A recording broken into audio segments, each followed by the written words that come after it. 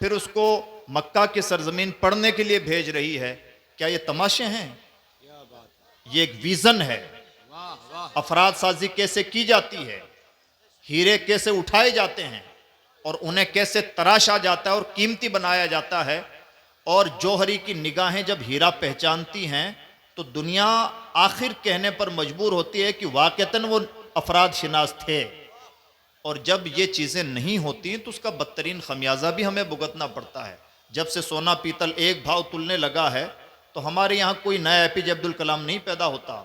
और जब मुजाहिद मिल्लत जैसी निगाहें थीं तो नायबे मुजाहिद मिल्लत जैसे पैदा होते थे। सुभान अल्लाह। तो इस तरह से आज हमारी जिम्मेदारी बनती है कि इस मिशन को समझने की कोशिश करें। मुजाहिद मिल्लत दूर भी आदमी थे। सदरुल अफाजिल की एक बात और अर्ज कर दूं, हुजूर सदरुल अफाजिल अलैहिर्रहमान ने दारुल उलूम जामिया नईमिया में उस वक्त मार्शल आर्ट की बात की जिस ज़माने में तसव्वुर भी ना था कि मौलाना साहब भी मार्शल आर्ट सीख सकते हैं। और आज 2025-26 में हम यह दाद देने पर मजबूर हैं, काश वो रिवायत जिंदा रहती तो आज हम उतने मफलूज ना होते जितने हैं। इसी तरह से अंजुमन खाकसारान हक जो आज तकरीबन वर्दी तक महदूद रह गई है, अल्लाह उसे नशत सानिया अता फरमाए। अगर वो बेसिक कॉन्सेप्ट जो उनका था उसे उस कॉन्सेप्ट को उसी बुलंद निगाही के साथ, दूरबीनी के साथ, आकिबत अंदेशी के साथ, विजन के साथ, मिशन के साथ, गहरी फिक्र के साथ, अफराद शिनासी के साथ आगे बढ़ाया जाता तो शायद आज मुल्क का नक्शा कुछ और होता। क्या बात है, सुभान। हमें लगता है कि छोटा सा आइडिया है। कोई भी चीज अपने आप में छोटी नहीं होती, कोई बड़ी नहीं होती। किसी आइडिया को इंप्लीमेंट करने वाले और उससे जुड़े हुए अफराद का विजन कितना बड़ा या छोटा है, वैसे ही चीजें छोटी बड़ी होती हैं। इसलिए इन चीज़ों को गहराई से हमें समझना चाहिए। इसी तरह से उनकी जो दूसरी तंजीम थी तबलीग सीरत, ये जो तबलीग सीरत नाम है, यहाँ से लेकर इसका विज़न फिर उसके काम तक जो बेसिक थीम उनके जहन में चल रही थी, अल्लाह करे कि अगर वो थीम प्रॉपर ओहदों से ऊपर उठ कर के ज़मीन पर उतर जाती तो आज हमें उंगली पकड़ के सिखाना ना होता पड़ता कि ये भी सुन्नत है और ये भी सुन्नत है, बल्कि सुन्नत हमारे घरों से बोल रही होती। क्या बात है। इसलिए अजीज दोस्तों, ये जो हमारे बुजुर्गान दीन हैं, हमें उनके विजन की दाद देनी चाहिए कि मुद्दतों पहले उन्होंने कितनी बारीकी के साथ चीज़ों को देखा, आगे बढ़ाया और उसके लिए खाके तैयार किए। हमारी जमात में गिनती के लोग ही तो रहे हैं। हम ले दे के नाम गिना पाते हैं सदरुल अफाजिल का, या फिर अपने अहद में हज़रत हुजूर मुफ्ती आज़म हिंद का, या फिर ज़रा माजी में हज़रत अल्लामा अरशदुल कादरी अलैहिर्रहमा का और मुजाहिद मिल्लत जैसे लोगों का। ये गिनती के लोग रहे हैं जो बहुत दूर तक सोचते थे और कर गुजरते थे। वरना अफकार और नज़रियात की कदर न कर पाने की वजह से नए अफकार और नज़रियात के हामिल अफराद मुआशरे में कम पैदा हो रहे हैं और ये एक सोचने की चीज़ है। अल्लाह रब्बुल इज़्ज़त ने कुरान पाक में बहुत अहम बात इरशाद फरमाई जिस पर हम सबको बहुत तवज्जो देनी चाहिए। और वो बात क्या है? अल्लाह इरशाद फरमाता इन्नल्लाह अश्तरा मिनल मुमिनीना अनफुसहुम व अमवालहुम बिअन्न लहुमुल जन्नह। अल्लाह ने अहले ईमान से उनके माल भी खरीद लिए हैं और उनकी जानों को भी खरीद लिया है इस चीज़ के बदले में कि उनके लिए जन्नत है। सुभान अल्लाह। अल्लाह की तरफ से जन्नत मिलेगी, हमारे माल भी बिके हुए हैं और हम खुद भी बिके हुए हैं। हम और खुशकिस्मती यह है कि हमारा खरीदार अल्लाह है। सुभान अल्लाह। एक बार दुरूद शरीफ पढ़ लें। अल्लाहुम्मा सल्ली अला सय्यदना शफीना हबीबना नबियना मौलाना मुहम्मदिन बारिक वसल्लिम सल्लु अलैहि सलातु व सलामुन अलैका या रसूल अल्लाह सल्लल्लाहु ताला अलैहि वसल्लम। हज़रात, इनकी तकरीर के बाद जो तकरीर होने वाली है वो हज़रत अल्लामा मौलाना मुफ्ती हम्माद रज़ा मुरादाबादी की होगी। इत्मीनान सुकून से भाई आप तशरीफ रखें, आप आराम से बैठो। हाँ। और थोड़ा मजीद संजीदगी का माहौल एकदम आराम संजीदा होकर के बैठे। बहुत अच्छी गुफ्तगू हो रही है हज़रत, माशाअल्लाह। तो अल्लाह ने मोमिनों से उनकी जानें और उनके माल दोनों खरीद लिए हैं इस बात के बदले में कि उनके लिए जन्नत है। अब मोमिनों की अपनी जिम्मेदारी बनती है कि जान हथेली पर रखकर जब उनकी जानें नहीं और उनके कमाए हुए माल उनके अपने कमाए हुए माल नहीं, बल्कि वो अल्लाह के हाथों बिक चुके हैं, खुद भी बिक चुके हैं, अपने अमवाल भी बेच चुके हैं, सब कुछ हमारा बिका हुआ है। तो अब उन बंदगाने ईमान की जिम्मेदारी बनती है कि वो भले जान हथेली पर रखना पड़े रखे रहें, लेकिन जो उन्होंने सौदा कर लिया है उसमें किसी भी तरह की बेईमानी का मुजाहरा ना करें। और जो ऐसे लोग हैं, अल्लाह फरमाता है एंड में जाकर, फस्तबशिरू बिबैइकुमुल्लज़ी बायअतुम बी, अहले ईमान तुम्हें खुश हो जाना चाहिए उस सौदे पर जो सौदा तुमने अल्लाह से किया है। और आगे इरशाद फरमाता है ज़ालिका हुवल फौजुल अज़ीम, इसे हल्के में मत लेना, ये बहुत बड़ी कामयाबी है। सुभान अल्लाह, क्या बात अगर ये दो काम कर गुजरे, अगर तुम्हारे दिमाग में बात बैठ गई कि हमारी जाने नहीं, हमारे माल नहीं, बल्कि हम सब कुछ अल्लाह के हाथों बेच चुके हैं, तो अब क्या जान का नजराना, क्या माल का नजराना, जो कुछ है सब अल्लाह का है। और ठीक वैसा ही जैसा हजरत सैयदना इब्राहिम अलैहिस्सलाम का कॉन्सेप्ट था और बिल्कुल क्लियर विजन था, इन्ना सलाती व नुसुकी व महयाया व ममाती लिल्लाहि रब्बिल आलमीन, मेरी नमाज, कुर्बानी, बल्कि जीना और मरना सब अल्लाह के लिए है जो पूरी कायनात का पालनहार है। सुभान अल्लाह। ये होता है किसी भी बंदे के इब्राहिम बनने का अंदाज। इब्राहिमी अंदाज ये है कि हमारा कुछ नहीं, जो कुछ है अल्लाह का है, अल्लाह का। और ये सिर्फ इब्राहिम का मिजाज नहीं होना चाहिए। इन्नल्लाह अश्तरा मिनल मुमिनीन, जिसके दिल में भी ईमान पाया जाता है वो अपना सौदा अल्लाह से कर चुका है। हर बंदा मोमिन का वही मिजाज होना चाहिए जो मिजाज हजरत रोल मॉडल शख्सियत हजरत सैयदना इब्राहिम खलीलुल्लाह का था। सुभान अल्लाह, सुभान। अब अजीज दोस्तों, जब ये बात दिलो दिमाग में समा जाती है कि हमारा माल नहीं और हमारी जाने नहीं, तो ऐसा आदमी इस बात की कतअन परवाह नहीं करता कि मेरे साथ क्या हो रहा है, मैं क्या कर रहा हूं, या उसके पास कोई कैलकुलेशन नहीं होता कि मैंने इतना खर्च कर दिया और इतना बचा लिया, या 2.5% ही देना चाहिए और इतना बचाना चाहिए। उसका कैलकुलेशन, आम इंसानों का कैलकुलेशन यह है कि 2.5% देना है और इतना देना है और इस बहाने देना है। अल्लाह वालों का कैलकुलेशन यह होता है हयात व ममात सब अल्लाह के लिए है, जी रहे हैं तो अल्लाह के लिए और मर रहे हैं तो अल्लाह के लिए। सुभान अल्लाह, अगर सुभान अल्लाह अल्लाह। रब्बुल इज्जत की तरफ से ख्वाब में इशारा दे दिया जाए कि अपने अजीज तरीन बेटे की कुर्बानी पेश करनी है तो हिचकिचाना नहीं। और अगर अल्लाह की तरफ से अल्लाह को मंजूर हो कि इब्राहिम को आग में डाला जाए और इब्राहिम की जान ही चली जाए, तब भी पीछे नहीं हटना है। ये मिजाज होता है बंदगान ईमान का मिजाज, ये मिजाज होता है खलीलुल्लाह वाला मिजाज, ये मिजाज होता है अल्लाह के खास बंदों का मिजाज। तो हजरत इब्राहिम खलीलुल्लाह अलैहिस्सलाम की अजीम तरीन शख्सियत जो पूरी कायनात के लिए रोल मॉडल है, और मैं रोल मॉडल इसलिए कह रहा हूं कि कुरान पाक ने इमामत व क़यादत की जो बात की है वो इब्राहिम खलीलुल्लाह के लिए की है। इन्नी जाइलुका लिन्नासी इमामा, इब्राहिम मैं तुझे लोगों की इमामत अता फरमाऊंगा। और इसी तरह से एक मौके पर इरशाद फरमाया इन्ना इब्राहिम काना उम्मा, इब्राहिम एक कामयाब लीडर शख्सियत थी, इब्राहिम अपने वक्त के इमाम थे। कानितन लिल्लाह हनीफा वलम यकुन मिनल मुशरिकीन, इब्राहिम की शान यह है कि सब कुछ अल्लाह के लिए निछावर कर देने वाले और सबसे रिश्ता नाता तोड़कर सिर्फ अपने रब से रिश्ता रखने वाले और तौहीद में सबसे ज्यादा मजबूत मिजाज रखने वाले शख्सियत है हजरत सैयदना इब्राहिम खलीलुल्लाह अलैहिस्सलाम। तो यह हजरत सैयदना इब्राहिम खलीलुल्लाह अलैहिस्सलाम का मिजाज रहा।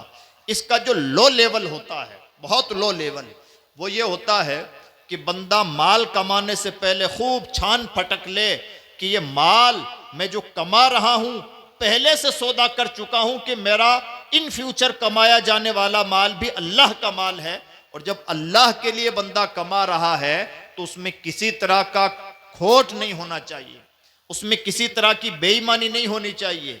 और इसी लेवल को निखारने के लिए पैगंबर इस्लाम ने इरशाद फरमाया वो ताजिर जो सच्चाई के साथ और अमानतदारी के साथ तिजारत करता है उसका हशर नबियों और शहीदों सिद्दीकों के साथ होना है। सुभान अल्लाह। सवाल यह पैदा होता है कि इंसान अपने बीवी बच्चों को के लिए दाल रोटी का इंतजाम करने के लिए खा कमा रहा है और उसका हशर नबियों की सफ में हो रहा है, नबियों शहीदों के साथ हो रहा है। क्या ताल्लुक है इनका इन अजीम तरीन हस्तियों से? ये कोई किसी तरह की कोई निस्बत नजर नहीं आती, कोई बजाय ताल्लुक नजर नहीं आता। इस खाक को, इन पाक नफूस से किसी तरह का कोई ताल्लुक नहीं होना चाहिए। कहां सफ़े अंबिया और कहां अपने बीवी बच्चों का पेट पालने के लिए शबो रोज जंग मेहनतें करने वाला इंसान। बुनियादी बात यह है, ये जो दो लफ्ज हदीस में इरशाद फरमाए गए हैं, सच्चाई और अमानतदारी, आज भी अगर अहले ईमान को समझ में आ जाए तो मार्केटिंग का सबसे बड़ा फंडा यही दो लफ्ज हैं। अगर इंसान ये बात गांठ बांध कर रख ले कि मुझे मार्केट में ईमानदारी बरतनी है, मैं सच कहता हूं उसे मार्केटिंग का कोई दूसरा रास्ता अपनाने की जरूरत नहीं। वो भले वो बीबीए और एमबीए उसने ना कर रखा हो, भले प्रोफेशनल बिजनेसमैन ना हो, भले उसके लिए लंबा चौड़ा एडवर्टाइजमेंट ना हो, लेकिन इसके बावजूद अगर मार्केट में बात चली जाए कि ये बड़ा सच्चा आदमी है, ये सबसे बड़ी मार्केटिंग है। यानी एक तरफ बिजनेस की लंबी चौड़ी डिग्रियां हैं, एक तरफ मेरे नबी का एक लफ्ज है। और इसी तरह से अगर मार्केट में बात चली जाए कि बड़ा अमानतदार आदमी है, इसको पैसा दिया गया तो लौटाएगा, अगर इसमें पैसा है तो जरूर देगा, यानी और अगर इसके पास पैसा रख दिया गया तो उसमें कोई हेरा फेरी नहीं करेगा। जरा बात फैलने तो दीजिए। अब इसके बाद में आपको हो सकता है किसी ब्रांडिंग की जरूरत ना पड़े, किसी मार्केटिंग की जरूरत ना पड़े, किसी एड की जरूरत ना पड़े, बल्कि नबी के दो लफ्ज और एक तरफ मार्केटिंग की पूरी दुनिया। नबी के अल्फाज हैं भारी और मार्केट की दुनिया है छोटी। बेशक हक है, हक है। हमारा अलमिया यह है कि यही तो हो नहीं पाता। और दूसरा रीजन यह है कि जब इंसान मार्केट में अमानतदारी और सच्चाई के साथ बरकरार रहता है, टिका रहता है, तो अल्लाह की कायनात का निजाम खूबसूरती के साथ चलता है। और अल्लाह की कायनात के निजाम में कोई फसाद ना पैदा होने पाए और निजाम खूबसूरती के साथ चले, ये तमाम बंदों की इज्तिमाई जिम्मेदारी है। बल्कि फरिश्तों को, क्या खूबसूरत बात है, क्या अनोखी बात है, जब अल्लाह ने फरिश्तों से फरमाया मैं ज़मीन में अपना खलीफा बनाने वाला हूं, इंसानों को पैदा फरमाने वाला हूं, तो फरिश्तों का फर्स्ट कमेंट, पहला रिएक्शन फरिश्तों का कि परवरदिगार अतजअलु फीहा मन युफसिदु फीहा, क्या जमीन में तू ऐसी मखलूक पैदा फरमाएगा जो फसाद मचाएगी। पहला कमेंट इंसानों के ताल्लुक से फरिश्तों का यह है कि इंसान फसादी है। पैगंबर इस्लाम ने अपनी सीरत के जरिए से, अपनी तालीमात के जरिए से इंसानियत को यह दिमाग दिया है कि इंसान जहां कहीं रहे फसाद की जड़ें काटे, और इंसान जहां कहीं भी रहे अल्लाह की मखलूक की इस्लाह का जरिया बने, कहीं पर भी फसाद ना पैदा होने पाए। और इसके बेहतरीन परतव होते हैं अंबिया किराम, और उन अंबिया किराम का परतव और मजहर हुआ करते हैं औलिया किराम। जहां कहीं भी रहते हैं इस्लाह की मुहिम चलाते हैं, जहां कहीं भी रहते हैं लोगों को बुराइयों से रोकते हैं। बल्कि इस्लाम का तो जो बेसिक कॉन्सेप्ट है वो भी दो ही चीजों पर आधारित है। कुंतुम खैरा उम्मा उखरिजत लिन्नास तअमुरूना बिल मारूफ व तनहौना अनिल मुनकर। ए उम्मते मोहम्मद, तुम्हें लोगों के लिए जाहिर किया गया है और तुम्हारी दो मुमताज पहचानें हैं।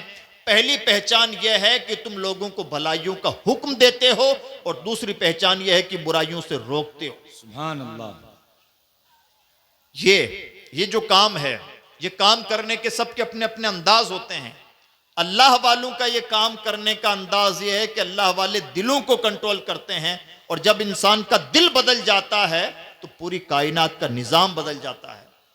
अगर इंसान का दिल ना बदला तो जबानी जमा खर्च के असरात देर पा नहीं होते, लेकिन अगर इंसान का दिल बदल जाए, दिल की कैफियत बदल जाए, तो अब आलम यह है कि उसे एक एक चीज सिखानी नहीं पड़ती, उसे एक एक बुराई से रोकना नहीं पड़ता, और एक एक अच्छाई की तरफ उसकी रहनुमाई करने की जरूरत नहीं पेश आती, बल्कि दिल की कैफियत खुद ही उसे हर बुराई से रोकने के लिए काफी होती है और हर अच्छे रास्ते पर गामजन करने के लिए काफी हुआ करती है। तो ये कुछ बातें थीं जो माल से मुताल्लिक लो लेवल की कैटेगरी की। अपर लेवल की कैटेगरी यह है कि हमारे माल हो कि हम हो, सब अल्लाह के यहां बिके हुए हैं। और लो लेवल यह है कि जब अल्लाह के लिए हमारा माल है तो उस माल में किसी तरह की कोई बेईमानी नहीं होनी चाहिए। मान लीजिए अगर किसी बड़े आदमी को हमें कोई तोहफा पेश करना है, आप कपड़े का काम करते हैं और आप कोई बहुत वीआईपी आदमी को अपना कपड़ा तोहफे के तौर पर पेश करना चाहते हैं, तो क्या ऐसा होगा कि आदमी तो आपने बहुत वीआईपी चुना, बड़े वीआईपी आदमी को अपना कपड़ा पेश करना है, लेकिन कपड़े की जो क्वालिटी रखी है बहुत लो लेवल की रखी है। हो सकता है कि जिसको तोहफा पेश करें वो खुश ना हो बल्कि नाराज हो जाए, क्या इतना घटिया कपड़ा देने के लिए आपको मैं ही मिला था। बिला तमसील हमारे माल अल्लाह की बारगाह में बिके हुए हैं। अगर उस माल में किसी घटियापन का मुजाहरा हुआ, अगर हराम की मिक्सिंग हुई, अगर बेईमानी का मुजाहरा हुआ, अगर जो हमने माल कमाया है उससे किसी गरीब का हक मुताल्लिक हुआ, उसमें किसी भी तरह की बेईमानी राह पाई, अल्लाह की बारगाह में जवाबदही बड़ी मुश्किल हो सकती है। इसलिए अजीज दोस्तों और स्पेशली डिंगरपुर के लोगों से गुजारिश है, अल्लाह का बेपना शुक्र व एहसान है कि यहाँ के लोगों को अल्लाह ने नवाजा है, और बेपना शुक्र व एहसान है कि एक बड़ी अजीम तरीन शख्सियत का दस्ते करम आपके हाथों पर रहा। सुभान अल्लाह। मुजाहिद मिल्लत ने अपनी जान भी अल्लाह के हवाले रखी, बार बार जेल जाते रहे, ना अपनी इज्जत को इज्जत समझा, ना अपने माल को अपना माल समझा, ना अपने वक्त को अपना वक्त समझा, बल्कि अजीम तरीन माली तौर पर भी अजीम तरीन शख्सियत होने के बावजूद, रईस आजम होने के बावजूद अपनी जान का नजराना भी राह खुदा में, अपनी माल का नजराना भी राह खुदा में, अपनी इज्जतों का नजराना भी राह खुदा में, तब जाके कोई मुजाहिद मिल्लत बनता है। सुभान अल्लाह, सुभान अल्लाह। मुसम्मत है हमारा अहद। तो अलकाब के लिए एक दानिश्वर ने अच्छी बात कही, हमारे अहद में अलकाब अपने मानी छोड़ चुके हैं। मुजाहिद मिल्लत वो शख्सियत हैं जिनका लकब उनकी शख्सियत पे फबता है, उनकी शख्सियत पर बजा तौर पर मुंतबिक होता है, और वाकतन मुजाहिद मिल्लत है जो जुल्म की आंखों में आंखें डाल के बात करने की हिम्मत रखते थे, और जालिम की आंखों में आंखें डालकर बात करने की हिम्मत मर्द खुदा के अंदर ही हो सकती है, हर एरे गेरे के अंदर नहीं हो सकती।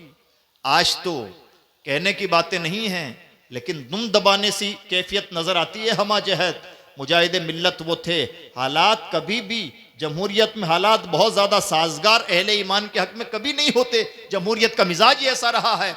लेकिन जब कोई दिल से मुजाहिद मिल्लत होता है तो जमहूरियत को भी अपना ताबाई फरमान बना लेता है। सुभान अल्लाह, सुभान। मुजाहिद मिल्लत जान से, माल से, इज्जत व आबरू से, वक्त से हमा जहद तैयार रहते थे और अपनी कुर्बानियां राह खुदा में पेश किया करते थे।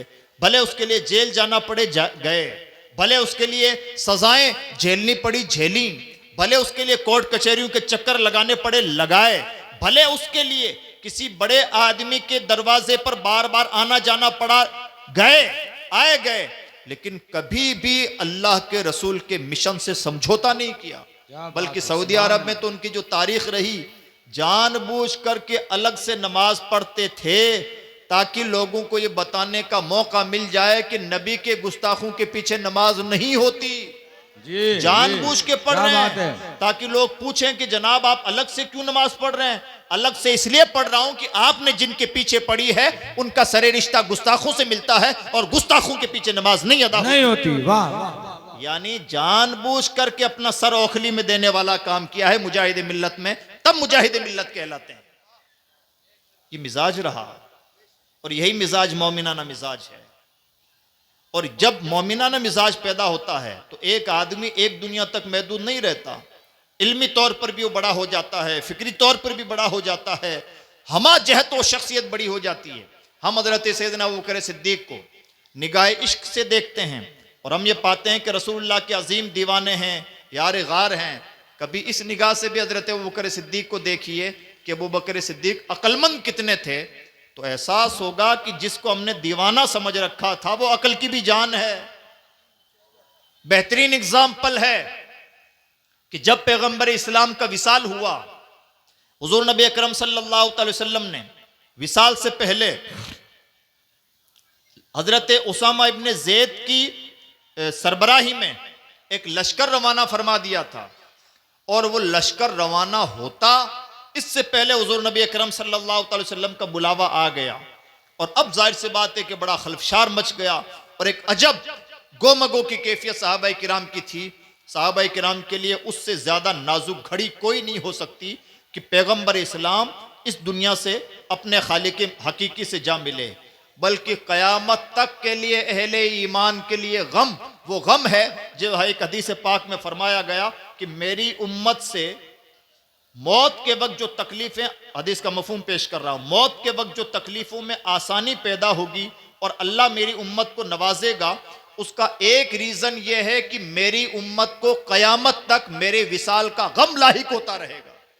यानी गमे रसूल सिर्फ सहाबा के लिए नहीं था, गमे विसाल रसूल कयामत तक की इंसानियत के लिए है, कयामत तक के अहले ईमान के लिए है। और वो गम गम नहीं है बल्कि नजात का जरिया है। सुभान अल्लाह, हक है। सहाबा का क्या कहना, जो रसूलुल्लाह के जानिसार, जिन्होंने अपनी निगाहों से रसूलुल्लाह का दीदार किया हो, जिन्होंने वो सोहबत पाई हो, जिन्होंने अपने दिलों का तज़किया उनकी जात से किया हो, उनकी दिलों की क्या कैफियत।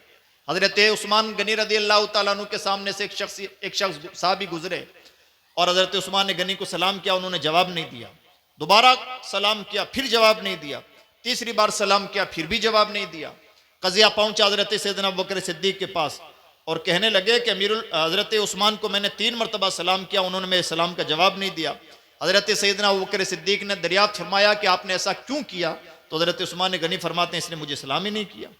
वो कहने लगा हुजूर मैंने आपको 1 नहीं 3 मरतबा सलाम किया है। बाद में जब बहुत तफ्तीश हुई तो पता चला हुजूर नबी अकरम सल्लल्लाहु अलैहि वसल्लम के विसाल के बाद हजरत सैयदना उस्मान गनी रदियल्लाहु ताला अन्हु को कभी कभार गम की कैफियत जो तारी होती तो उसका आलम यह होता कि इस मस्ती में रहते कि वो भूल जाते कि सामने कौन है और क्या कह रहा है। यह था गमे रसूल। अजीम तरीन आशिक रसूल हजरत सैयदना अबू बकर सिद्दीक, और इस इश्क के बावजूद जब हुजूर का विसाल हुआ तो कमान भी संभालनी है। हुजूर ने जो लश्कर रवाना फरमाया था उस महाज को भी अंजाम तक पहुंचाना है। और कुछ नए फितने पैदा हो गए कि कुछ लोगों ने हुजूर के बाद में नबुव्वत का ऐलान करना शुरू कर दिया। कुछ लोगों को खुमार सवार हुआ और वो इर्तदाद के रास्ते पर चले गए। और कुछ लोगों ने यह कहना शुरू कर दिया कि हम मुसलमान तो बाकी रहेंगे लेकिन ज़कात नहीं देंगे। तो ये नए फितने भी खड़े हो गए। हजरत अबू बकर सिद्दीक जैसी अजीम तरीन शख्सियत से उधर गम का आलम यह है कि हजरत सैयदना फारूक आजम ने अपने हाथ में तलवार सौंत ली और कहने लगे अगर किसी ने यह कहा कि हुजूर का विसाल हो गया है तो उसका काम तमाम कर दिया जाएगा। यह गम की कैफियत थी।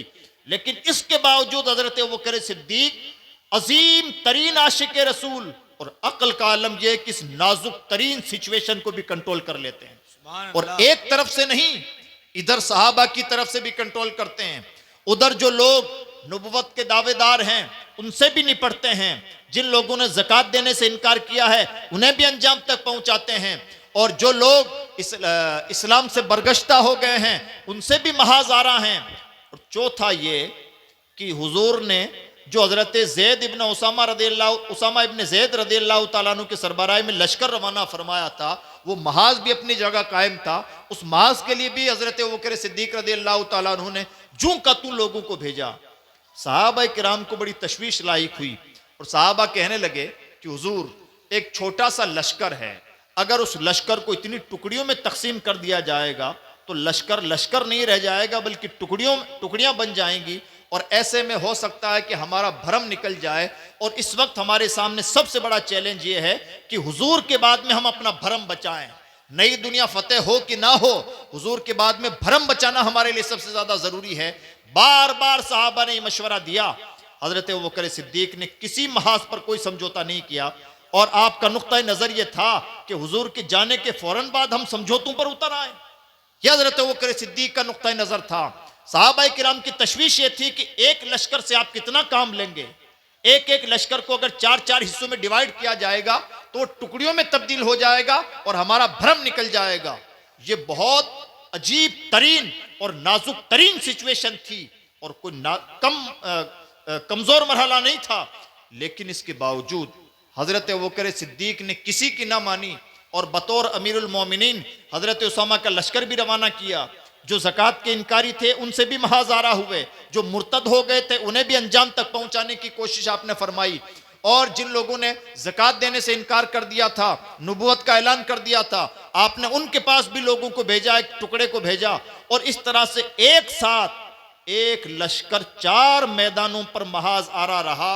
और खुदा का करना ऐसा हुआ कि अरब में भरम कायम हो गया कि हम तो समझते थे कि मोहम्मद के बाद इन कि हवा निकल जाएगी, लेकिन हो ये रहा है कि अब तो मोहम्मद के बाद ऐसा लगता है कि और ज्यादा ताकतवर हो गए हैं सुभान और अल्लाह। एक साथ 4 महाजों पर महाज आ रहा सुभान है। अल्लाह। लिहाजा अब ये गलती मत करना कि मोहम्मद के बाद ये कमजोर हो गए हैं। हजरत अबूबकर सिद्दीक अजीम तरीन आशिक रसूल तो थे, लेकिन उनके फैसले ने, पहले ही फैसले ने साबित कर दिया कि वो जितने बड़े आशिक रसूल हैं उतने ही बड़े अक्लमंद भी हैं। सुभान अल्लाह, और जिंदाबाद। अरब में इस तरह से एक फजा कायम हुई कि मुसलमानों के खिलाफ महाज आरा होने की हर किसी में हिम्मत नहीं होती थी। यह हजरत अबूबकर सिद्दीक रज़ियल्लाहु ताला अन्हु के इश्क का अजीम तरीन खिरदमंदाना फैसला था। ऐसा ही होता है, जब कोई निहायत मुखलिस होता है तो हमें कई बार लगता है कि ये दीवाना है, हमें कई बार लगता है कि जज्बाती है, लेकिन जब इखलास गालिब होता है तो मिन जानिबिल्लाह उसके इखलास की बरकत से उसके फैसलों में वो तासीर पैदा कर दी जाती है जो बड़े बड़े अक्लमंद लोगों को भी हैरान कर दे। हजरत मुजाहिद मिल्लत अलैहि रहमा बेशक जज्बाती थे, बेशक मुजाहिदाना मिजाज रखते थे। उनकी सीरत बताती है कि उन पर कुछ चीजों का गलबा रहा करता था, लेकिन ऑल ओवर जब हम उनकी शख्सियत का तज्जिया करने की कोशिश करेंगे तो हम ये पाएंगे कि वो जितने जज्बाती हैं और लेकिन जज्बाती तो जरूर हैं, लेकिन उनका इखलास इतना ज्यादा है कि आज भी उस जज्बाती इंसान के फैसले हमें हैरान कर देते हैं। अंजुमन खाकसाराने हक जैसी तंजीम के कायम करने के फैसले कि वाकयतन वो शख्सियत अपने अहद में गोया मुस्तकबिल के हिंदुस्तान का जायजा ले रही थी, मुस्तकबिल के हिंदुस्तान के हालात और उसका नक्शा, वहां की नजाकतें और वहां किस तरह का माहौल क्रिएट हो सकता है, ये गोया उनकी निगाहों में था। तो ये होती है हमारे बुजुर्गान दीन की निगाहें, और इतना दूर तक ये लोग देखते हैं। अजीज दोस्तों, आज भी हम सब की जिम्मेदारी बनती है। मैंने हबीब मिल्लत से भी बारहा कहा, मैंने कहा कि हुजूर मुजाहिद मिल्लत के जो अफकार और नज़रियात थे, उन अफकार और नज़रियात को नए सांचों में पेश करने का वक्त है और बहुत सूटेबल वक्त है। अगर इस वक्त उनके अफकार और नज़रियात को नए रंग व आहंग के साथ आगे बढ़ाया जाए, जरा अपग्रेड करके आगे बढ़ाया जाए, तो मुझे लगता है कि आज के भारत की सबसे बड़ी ज़रूरतें पूरी हो सकती हैं। इंडियन मुसलमानों की बड़ी बड़ी ज़रूरतें पूरी हो सकती हैं। और यही बातें मैं इस स्टेज से भी दोहराना चाहूँगा। जितने भी हुजूर मुजाहिद मिल्लत से वाबस्ता हैं, जितने भी नायब मुजाहिद मिल्लत से वाबस्ता हैं, जितने भी किसी भी एंगल से हबीबी हैं, हबीबी होने का मतलब हाथ में हाथ देना नहीं होता। हबीबी होने का मतलब यह भी होता है कि आप मुजाहिद मिल्लत से मोहब्बत करने वाले हैं। जो किसी भी नाहिया से हबीबी हैं, हबीबी फिक्र से मुतासिर हैं, मुजाहिद मिल्लत के अकीदतमंद हैं, उन सबको चाहिए कि मुजाहिद मिल्लत की सीरत का मुताला भी करें और उनके अफकार और नज़रियात को मौजूदा हिंदुस्तान के तनाजुर में ढालने की कोशिश भी करें। अगर हम ऐसा करते हैं तो हम उनके साथ भी वफादारी करेंगे और मौजूदा भारत के मुसलमानों के लिए भी बड़े भलाई के काम कर सकेंगे। मैं उम्मीद करता हूं कि इंशाअल्लाह हम ऐसा करने की कोशिश करेंगे। मुझे बहुत खुशी है कि मुफ्ती गुलाम रहमानी साहब ने यहाँ पर ये सेंट हबीबिया गर्ल्स स्कूल कायम किया है, जो मॉडर्न एजुकेशन का और इस्लामिक एजुकेशन का एक संगम इदारा है। अल्लाह करे कि ये इदारा उसी तरह से ख्वाबों की ताबीर बने जिस तरह से आज के भारत के मुसलमानों को ज़रूरत है, और उम्मीद की जाती है कि इंशाअल्लाह ये उस दर्जे तक इस इदारे को ले जाएंगे। हम सब की कुछ जिम्मेदारियां बनती हैं। बहुत सारे काम होते हैं जो इनफिरादी सतह पर अंजाम नहीं पाते, बल्कि वो इज्तिमाइयत का तकाजा करते हैं।